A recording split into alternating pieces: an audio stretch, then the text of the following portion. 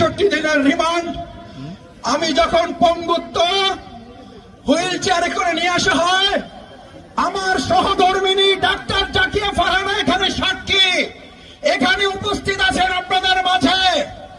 আমাকে মাঝে মধ্যে গিয়ে বলতো, আজকে এক মা মেসেজ দিয়েছেন, তিনি আপনার জন্য তাহাজ্জুদ পড়ে চোখের পানি ফেলে দোয়া করেছেন।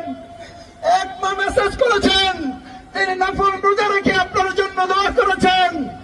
এক মা মেসেজ দিয়েছেন, তিনি আপনার জন্য একটা সাদাকা, একটা মানত করেছেন। আমার মায়েরা, বোনেরা এখানে যারা আছেন, যারা আপনার এই সন্তান ছোট ভাইটার জন্য রোজা রেখেছেন, মানত করেছেন, সাদাকা দিয়েছেন, আমার 4.5 বছরের জেল জীবন, আমার 4র্থ সন্তানের শাহাদাতে আপনাদের চোখের পানি ফেলেছেন।